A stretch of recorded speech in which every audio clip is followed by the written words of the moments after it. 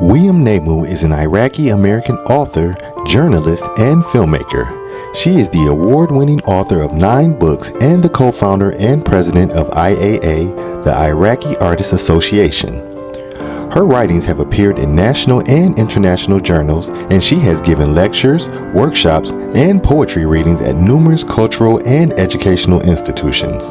Namou migrated from Iraq to the United States at age 10. She received her bachelor's degree in communications from Wayne State University, studied poetry in Prague, screenwriting at the Motion Picture Institute of Michigan, and fiction and memoir writing through various correspondence courses. Her novels, poetry, and nonfiction books weave stories of her ancient Chaldean tribal upbringing with her modern Western world. Her essays, articles, and poetry have appeared in national and international publications. She is a recent graduate of Lynn Andrews' 4-year shamanic school and is currently working on a memoir series about her experience in this school. Welcome to Conversations with Kai Mann. This is your host, Kai Mann, and today I am here with Weam Namou. And listen, guys, I know that you heard her bio in the beginning of the show's intro, but we're going to get into who she really is. Listen up. I'm so glad that you are here with us and that you're sharing our time. I love this woman. I love this woman. I've been watching her for quite a while now. Thank you for joining us today. Well, thank you for this opportunity, and I know we met a couple of years ago, and we connected right away because I feel like we have similar interests with regards to telling stories that matter and that influence people, especially people in our own community. Very true, very true. Now, in your bio, you're a filmmaker, you're an author, you're a poet. Who is Weam at the core of who you are? Well, at the core of all of that is a storyteller. I use different mediums to tell my stories, and that's just a growth process for me. I started off writing novels, and that was over 25 years ago. I just went straight into books, and then I realized I didn't know what I was doing because I was going on, and I had to kind of pace myself through different courses and classes, going down to short stories, going down to poetry. And once I did get a grasp of novel writing and I had my first manuscript in an agent's hand, I then started to tap into other areas like poetry. There was through the University of New Orleans, there was a workshop for poetry in Prague. So wow. I went. Wow. And that was my first introduction to the I think before that I kind of felt a little bit intimidated by poetry because of the language. Because I'm a native Iraqi, and so up until for a very long time there was in my head there was 2 separate languages, especially when I was younger. And so some of the things that I didn't easily understand, I didn't delve into. But then when you're in Prague, you know, the beauty of Prague, that brings out the poetry in you. And I just, you know, the environment, the atmosphere, the wonderful, wonderful professors really moved me. And I felt like, you know, poetry is also a form of storytelling. And so that's something that I did at that time. Later, I did go into film school, the Motion Picture Institute of Michigan. Again, I wanted to expand as a storyteller. Wow. You've been everywhere. You've done everything. I'm glad that you mentioned that you were Iraqi. That is a part of the show that's like very interesting to me for the reason of when I wanted to do this show, I wanted to talk to people from all over the world. I wanted to talk to people that were different cultures, different backgrounds. And I want you to kind of share with me what it was like growing up as Iraqi and an Iraqi American versus just an Iraqi.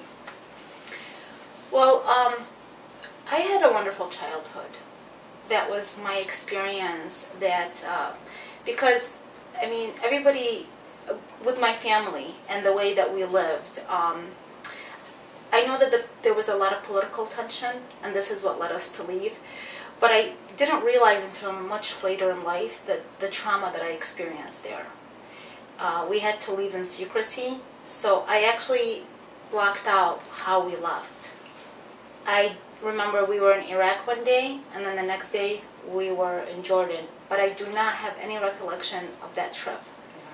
And I think I blocked it out because it was at that point that my life started changing and shifting. I was 9 years old, and I never had the chance to say goodbye to my friends.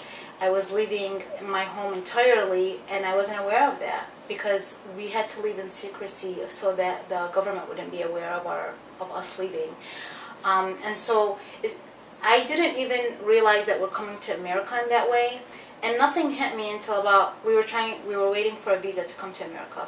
So it didn't even hit me until we got here that, wait a minute, I just left my school, all my friends, my home, everything, and I'm not gonna go back. I'm not gonna see it. And so that is something that, it traumatized me. But my family was in such a survival mode, trying to make a living, trying to get, to acclimate to the American way of life, that there wasn't a chance to really communicate that to my family. Mm-hmm. And so it's something that I kept inside. But I feel like the Americans, like the teachers, the people that were surrounding me were better aware of it because they tried to nurture that side of me. Wow, no, Yes. that's amazing. There's a sort of, like you said, a sort of like trauma that happens when you either, I'll call it, make a passage from one country to another. How does that affect you now in your life, or does it even affect you now? It affected me a lot because I felt that, there was a couple of incidences that were not so pleasant in Iraq. And again, it was something that I kind of shrugged off because I was just missing my friends and the essence of Baghdad so much. But so one day we were supposed to attend like a festival, a parade. Saddam was going to have a parade, and this was during the time that he was really coming into power in a strong way, and that's why my family realized it was it was the best thing to do is to leave Iraq. So it was mandatory for the students to attend. I was in elementary school, and my parents didn't take the mandatory bit too seriously because they figured, it's just parade, you don't have to go. I ended up going and sleeping at my niece's house, my sister's house, who had a daughter my same age. So the next day I returned to school, and the way it used to be in Iraq, and I think still is you lined up, before to say your national anthem, mm-hmm. And then you went into your classroom. And so the principal, she called me out and another girl out to come in front of the whole school. And with her, she slapped her with a very hard ruler that made her cry. With me, I can't remember, but I think I was in 2nd or 3rd grade. I'm not sure which grade I was in. She slapped me so hard that I passed out. Oh, my goodness.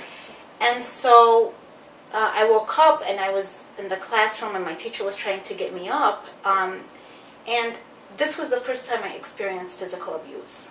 It's through the government. Wow.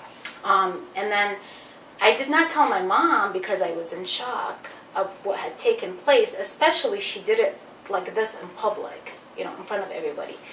But my cousin, who witnessed it, told my mom. And I remember my mom was so furious, and I think what made her more furious is that she couldn't do anything because the principal was married to somebody in the Ba'ath Party. And that's why she gave herself that kind of a permission. So it became very evident that Saddam's regime was going to try, it's coming with a certain attitude, with a certain fear that you're going to have to endure.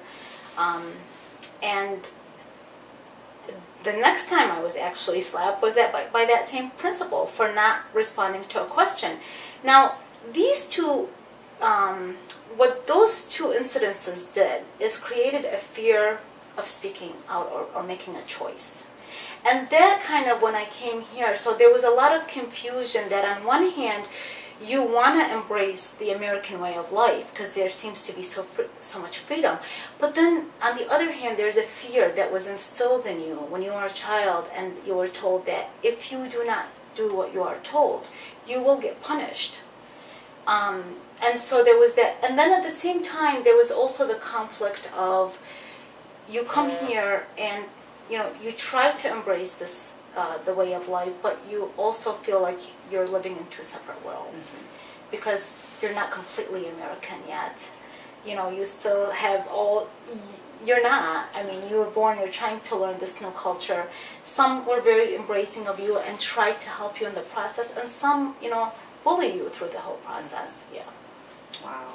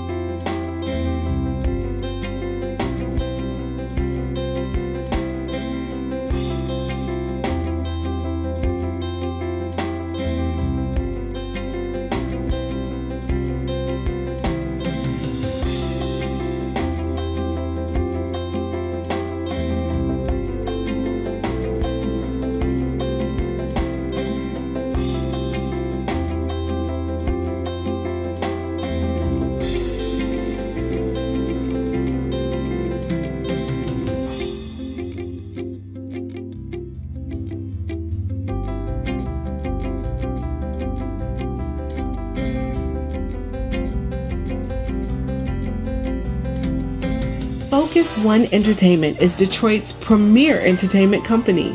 But we're not just an entertainment company. We are your #1 multimedia resource. Focus One has combined years of talent and experience in order to bring you what you're looking for in a video, a polished professional product. F1 Entertainment specializes in filming workshops, seminars, and corporate presentations. More and more businesses are utilizing video production services to create web virtuals, online marketing content, and promotional and corporate training videos. Your company can do the same with Focus One Entertainment. Contact Focus One Entertainment at 313-444-3638 or visit us on the web at www.focusoneEntertainment.com. So you've been writing stories, not just your own, but for other people, and you've been speaking out for other people as well. How do you go from the transition of not being able to really speak out to speaking out and being a voice for other people? Well, when I was in elementary school, my father, although he's an Eastern man, but he was a very educated man. And when we came here, I had a wonderful family, American family, and they had a daughter, her name is Diane, who really took me under her wing. And one day she said, "Can you come and sleep over?" And I posed that question to my parents, and then an argument pursued.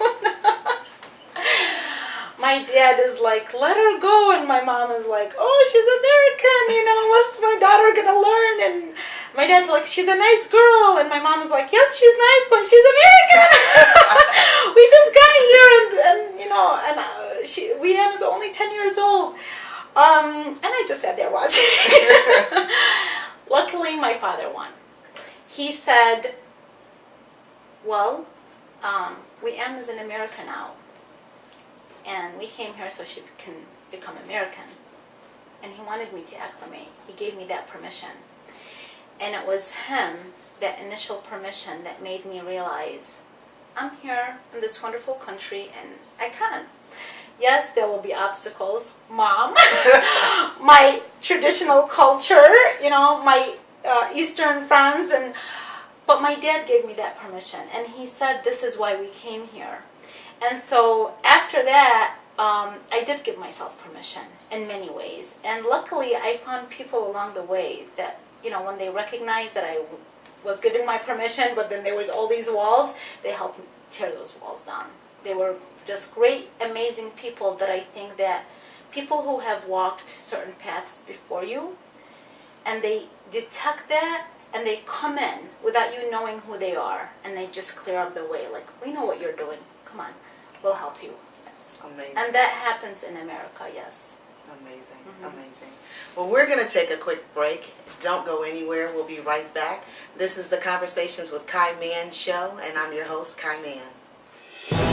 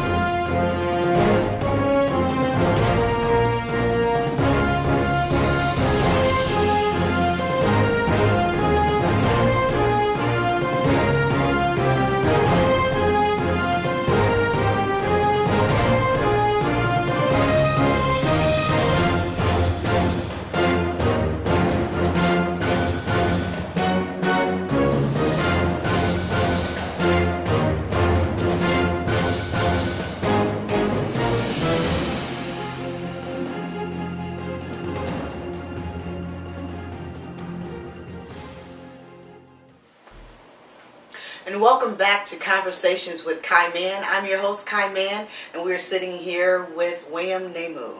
I am so excited to have you here, and I thank you once again for being on the show. Thank you. Thank you, Kai. You're Yes. welcome. You're Thank you welcome. for watching my journey for Most this time. definitely. Yes. Oh my God. I remember when I met you and you told your story, and I literally was sitting at the table going, my mouth is just open. I just enjoy, hearing you talk. I think you were on a panel at one point. Yes. Yes. And hearing everyone's story was, unique in of itself. But your story, for some reason, just kind of resonated with me. There are young people that are here in America that don't know who they are.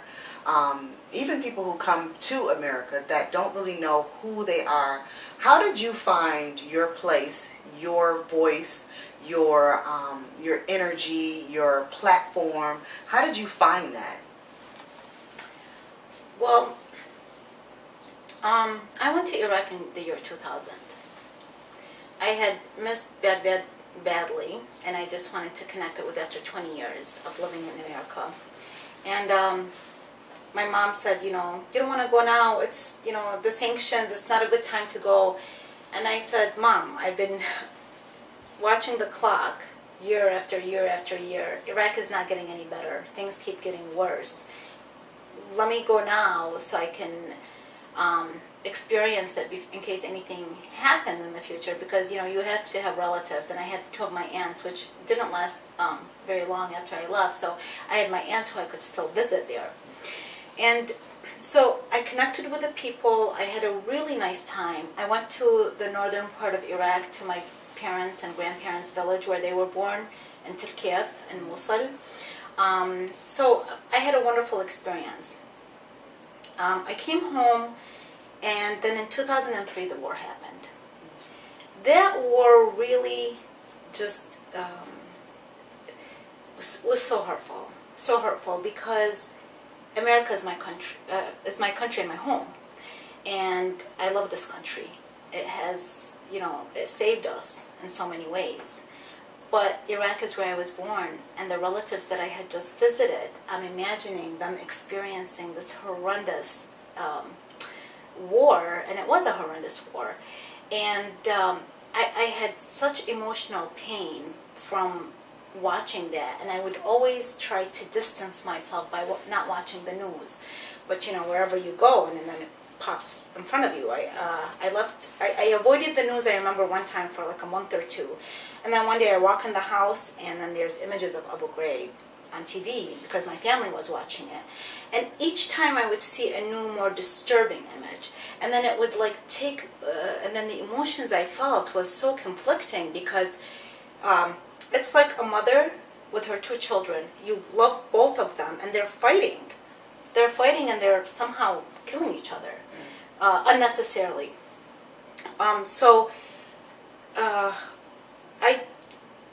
The funny thing is, right after that, is a year after that, my first novel came out. And because of where I was born, I ended up doing over 100 radio interviews that people wanted to know, not so much what's the novel about, but how was it growing up in Iraq, under Saddam Hussein's, regime, and fine, because I do, even my novels, even though I write from a very literary and lighthearted place, but I am trying to get a message. I am trying to distill stereotypes that are out there about a group of people that have not been able to have their own voice. So I was fine with that. What really was uncomfortable is that, so the topics would get so heated that sometimes a half-hour segment would go for a whole hour. But sometimes the heat wasn't so good because what was happening is some of the people were upset that I would share that I had a wonderful childhood experience. I was just being honest. I was expressing myself. But later I understood, as I kind of started to just withdraw from all of this, to kind of have a grasp on what's happening here. I'm telling my side of the story, and not everybody was unhappy, but there were a lot of callers that felt like I was unappreciative of what was, of us going into Iraq and what was happening to it. Years later, I started understanding that it was probably very difficult for them to hear from an Iraqi-born person that this might not be such a great idea. While their sons and daughters and husbands and wives or whomever was there fighting, they wanted to believe this was not for nothing because it was too painful to look at it as it was. And so I kind of distanced myself. And then because of the book, I ended up getting a lot of journalism jobs, which I took on because I love writing, and I was, soon after, I was a new wife, a new mom, and I couldn't tackle a book anymore, but I wanted to keep writing. So I was so grateful for the workshop in Prague, because I'm like, okay, we're going from 300-page manuscripts to this, 10 lines of storytelling. I think I can do that. That really saved me, and then people were publications were very responsive to my poems, because again, the war in Iraq, and I felt like I was getting my voice out, but not necessarily going out there and speaking on anybody. Also, as a journalist, you can hide behind the scenes, like, okay, so I'll watch the story, I'll write about it, but I don't have to express anything, and I don't have to be confronted, and I don't have to feel attacked or anything like that. Focus. The state or quality of having or producing clear definition. Focus One Entertainment is the premier videography company in the Midwest. We specialize in weddings, corporate events, documentaries, sporting events, and films. Regardless of the scope or budget, we approach every project the same way, by capturing and clearly defining your vision.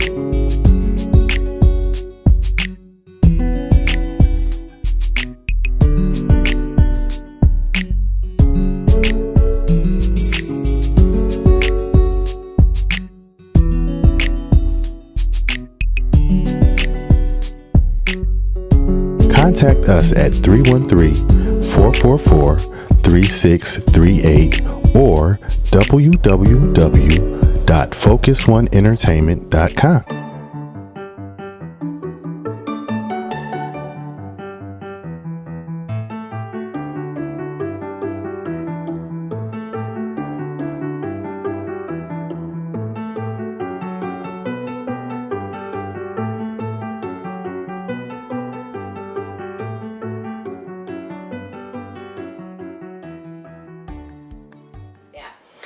then one day in 2010, a family approached me about writing about their daughter who was in prison at the time. They felt she was a local woman, that they felt she did not receive a fair trial, and they said, "Will you write her story?"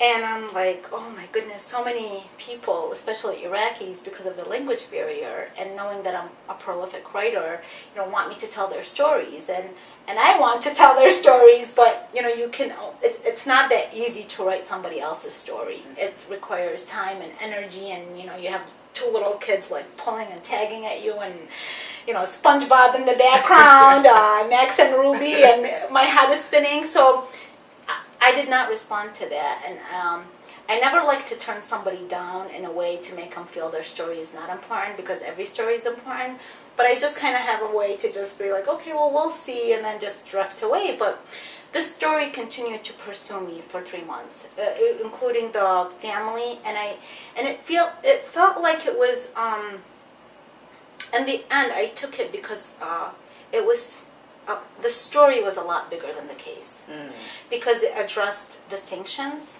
it addressed the Iraq War, it involved a CIA operative who had a lot of information about what was happening to Iraq, and I felt that for years I felt that I had to, so this was in 2010, and from between 2004 when my first book came out and 2010, I really didn't speak up as much. Sometimes I did through articles and things, but I didn't really get the chance to say everything I needed to say about what I saw and what I experienced. I felt this was the story that I could do that on a political level, but to do it in a literary sense so that it's not so hurtful and it's not so heavy.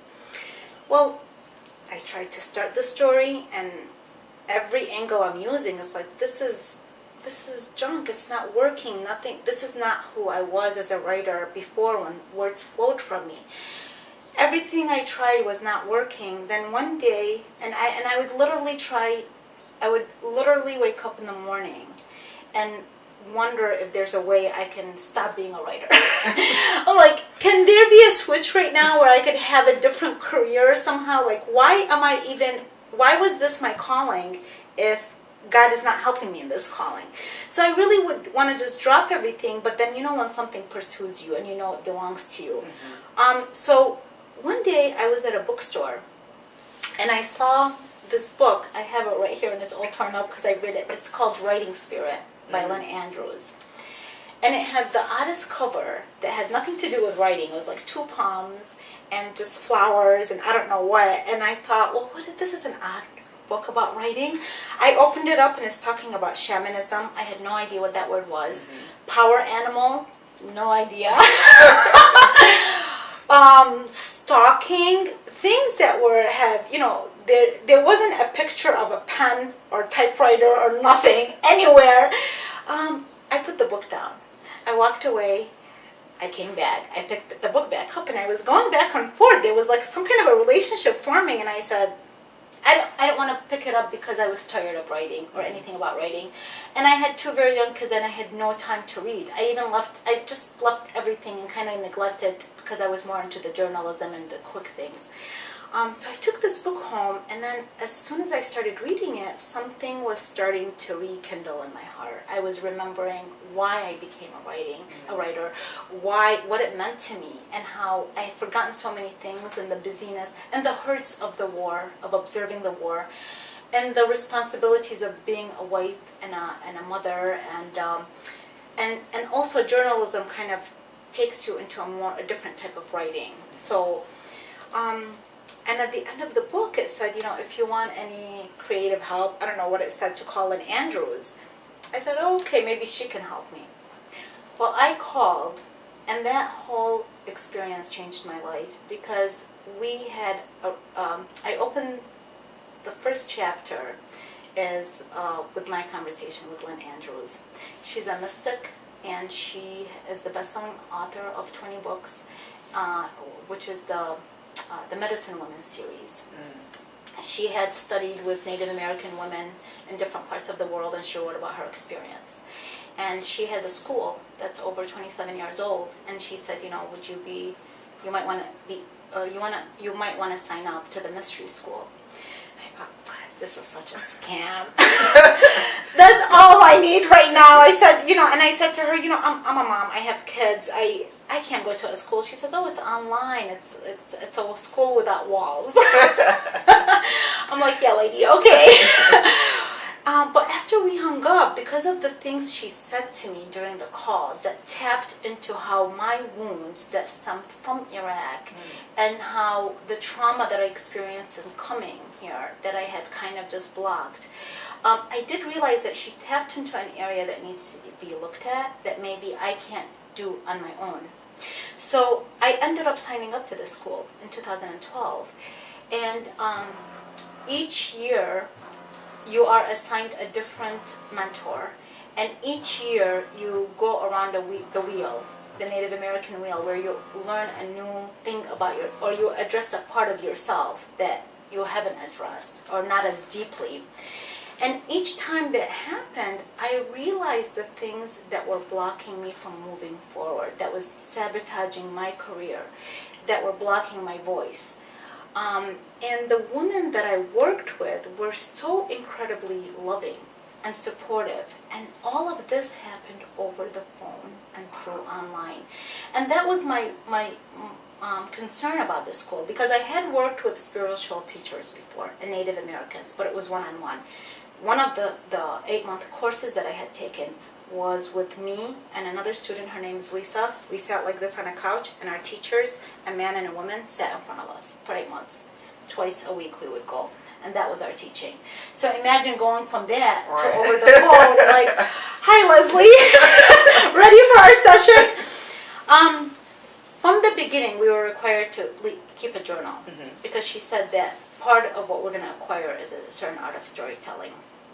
And from the very start, I wrote, this is going to be my next book, because I could feel the flood of emotions in a positive way, that I could express myself in a safe place. I think that I had held back, feeling not safe, maybe feeling that I seemed unpatriotic if I said certain things, afraid of what the other person thinks. Am I being Iraqi enough, or am I being American enough, and not knowing how to please the culture and where do I fit in?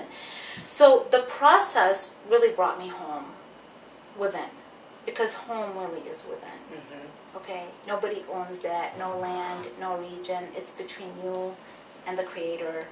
And so when you come here, then you become okay with yourself, and then you can become okay with everybody that you come in contact with. And you can accept some of the things that have happened that maybe were painful to see. And then you see, how can I use that to serve humanity? If your questions, they just get deeper, and you're okay with that, and you're okay with people's decisions. But I want to make one thing, because you were saying what your program was about, and it's so important to know that wonderful people, helpful people, spiritual people, whatever people you're trying to find, exist right here on your land. The women that helped me were American women. They were not, they learned these teachings, these ancient teachings that every tribe has, the African tribe, the Arab tribe, all the tribes have that in them. But we have just lost connection with that. They were able to teach that, even though it's a Native American teaching. But these women are right here, California, Arizona. They gifted me with something that I don't need to go to India to meet a guru. I don't need to go to Peru to meet a shaman. It's wonderful if you have a chance to experience that. But you are not limited by your region. You have everything you need right here. Like this little sacred meeting that we're having right now. We have it right here at home. We met here. You didn't have to come and fly from another country. And that's something that my Native American teacher, when he knew I'm about to get married and can't travel anymore the way I used to, and he knew I loved traveling and being on my own, he gave me an advice that I always carried with me. He said, if you stand on the corner of New York long enough, you will see the whole world. Wow. So you don't need to meet these wonderful people, these healers, you want to be inspired, go see who your neighbor is. You'll get inspired, by that, if you care to. And So these teachings changed me, and they just brought me home. Wow. Wow. Well, we're going to take a break after that. I'm going to soak that in, and I'm going to let you guys soak that in as well. Again, this is Conversations with Kai Mann, and we're going to take a quick break, but we'll be right back. Focus. The state or quality of having or producing clear definition. Focus One Entertainment is the premier videography company in the Midwest. We specialize in weddings, corporate events, documentaries, sporting events, and films. Regardless of the scope or budget, we approach every project the same way, by capturing and clearly defining your vision.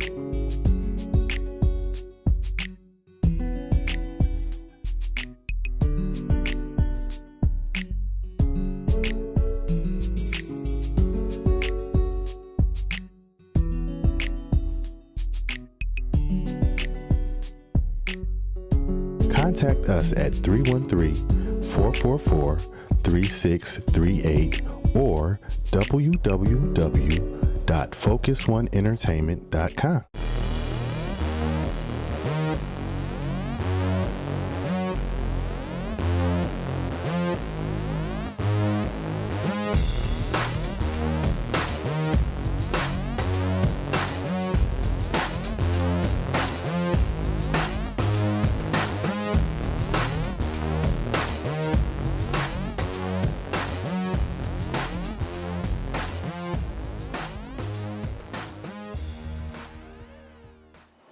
We are back. This is Conversations with Kai Mann, and I'm your host, Kai Mann, and I am sitting here with Weam. I am loving the conversation.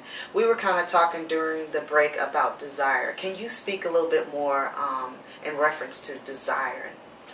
Yes, so you had asked me how did I come about to find that book or to feel that attraction towards it.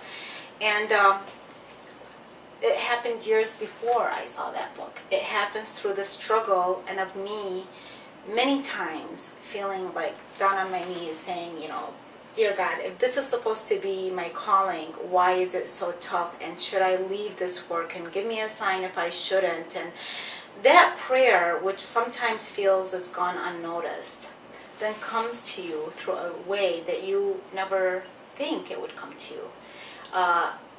I recognized the book through its energy. Most of the apprentices in Lynn's school had gone to her through a book, through similar experiences where they picked up this book that was following them. I'm the only one I know that went into her school or landed somehow. My connection with her was through the writing process. The others really did understand that there's a native teaching. I did not go in there. I was just like, I want my writing to go forward. Can you help me do that? And after, I remember the first year, I gained so much information, and my memoir. I started a memoir series about this, and this is what I'm focused on right now. So the first book of the memoir series was published earlier this year, and right now I'm working on book 2. Well, the first book had so much information and there was such a transformation. So I told my mentor, I don't know if I need to go to second year. I've done so much work on myself. I probably told her that because a part of me thought, I don't know if I want to do anymore.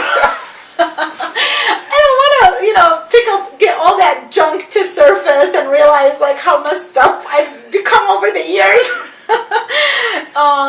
You become so vulnerable and you're constantly in tears because like, oh, my mom said this and I remember. And you realize you're holding on to all these things that in ancient times, there were, I actually even found out in my ancestors, like my great-great-grandmother was Maria, she was a healer. But I didn't know what that meant because it wasn't, she was a healer in the village of Tilkiev, and she was actually a very powerful, well-known woman that one of her children, our side, took her name as the last name in a patriarch society. So actually these brothers split up because they took the women's side because she had such a strong influence. But it was through the school that I started realizing, wow, we have this is inherited in us. But our fast-paced life, the stress in our life, as human beings, we're only able to multitask to a certain degree. And we are kind of just, the wires inside of us sometimes are getting so mixed up that, you have the depression and people turning to substances. But there's these ancient ways that were very, very productive and that were very healthy that still exist around the world today where people are using them. And we can use them in our daily life, but we have just forgotten how do you incorporate ancient tribal teachings. African Americans were tribal, Iraqis were tribal. How do you bring that to today's world? And it's not so much about having a couch to sit on instead of sitting on the floor. It's energy work. It's not about believing in Jesus or believing in Muhammad or believing in whom. It's energy work that you can be of any background and you can practice it. And knowing that in itself allows you to just respect every single creation that's made, because it was created by a higher power that you will not understand until you arrive to that moment where you release yourself from this earth and you join that energy again.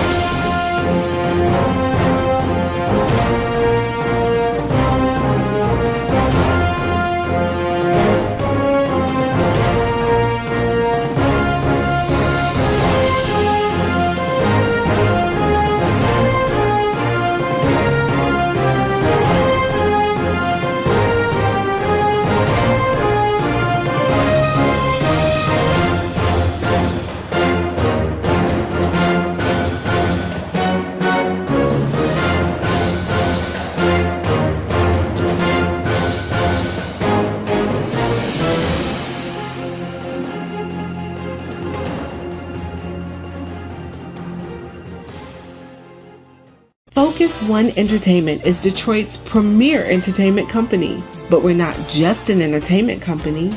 We are your #1 multimedia resource. Focus One has combined years of talent and experience in order to bring you what you're looking for in a video, a polished professional product.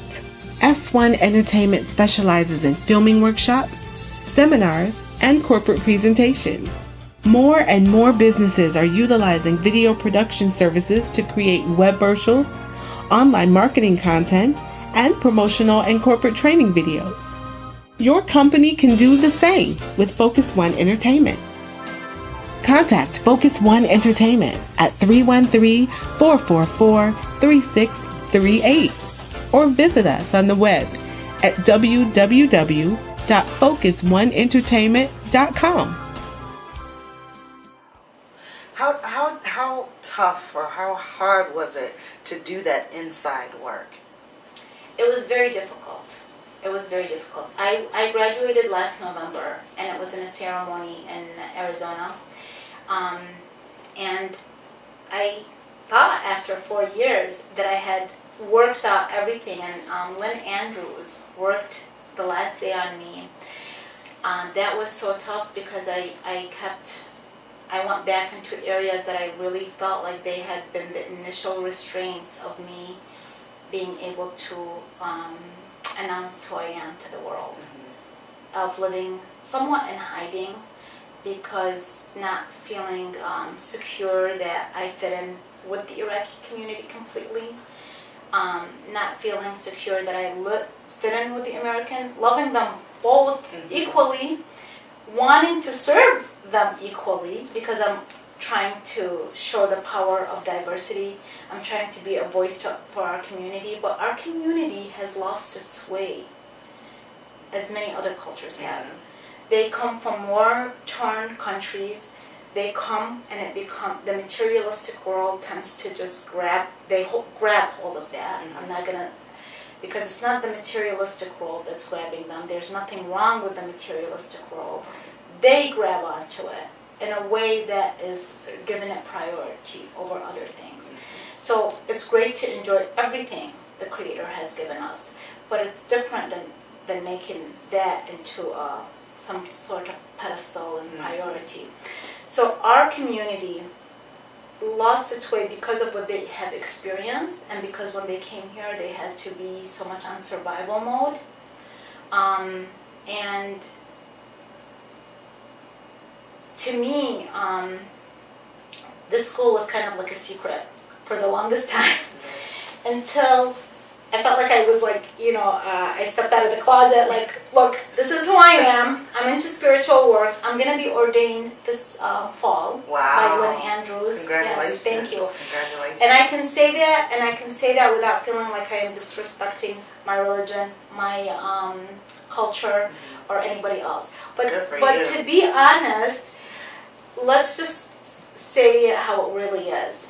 It is the Western women that have brought me here.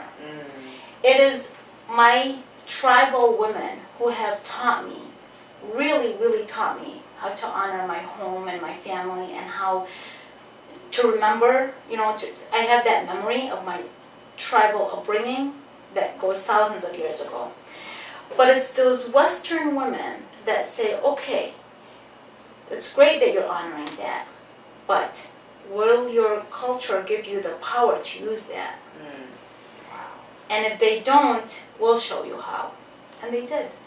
And I think that if the Middle East or any regions, for them to have that kind of healthy, to recover from where they are, it's the Western women's power, their feminine power, which is, this is what we learned in Lynn's school, that could really help out there. And if you notice in that region why it's so imbalanced, would you see any women when they're having a protest or whatever, there's an imbalance between the yin and the yang. I mean, this is all energy work. True.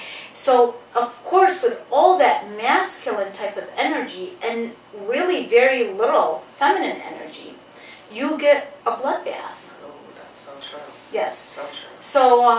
So I think one of the things that my teachers found in me, given that I was born in that region, and perhaps understanding that I could possibly serve that region by showing them that, they need to, or just to inspire their women to be more proactive, to become leaders in their community, despite what the men might think or their culture has taught them. Well, we're gonna wrap up, and I want you to tell us about your book and your documentary that you have. Oh, sure. So, well, again, I am working on the Mystery School book series, which is called Healing Wisdom for a Wounded World. And I have a documentary that's been in post-production forever. But hopefully, this year is it. And I was telling you that the late Ron Scott is in that documentary, because he was an activist for this, the woman that I had mentioned earlier.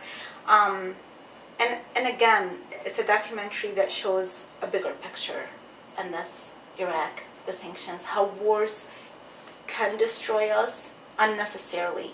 Actually, Ron Scott did say that. He said, if we don't learn to get along with each other, we're going to destroy each other.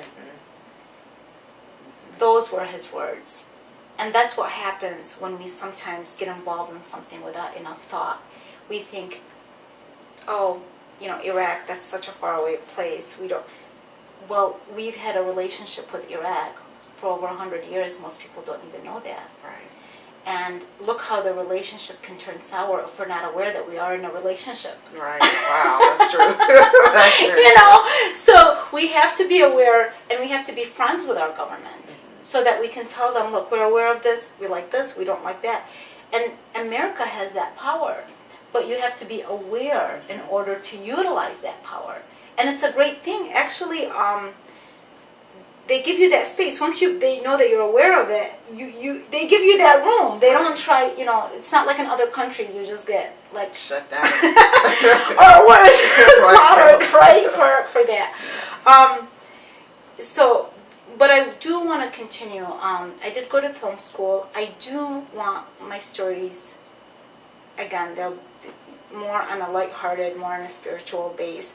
But I do want them to reach as many audiences as possible. And so I will be continuing to go in the film area.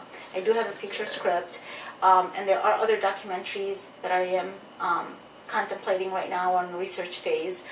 So I will continue to tell stories, just in different formats. Yeah. Great, because we need you. Thank you so much. Thank you. Thank you so much.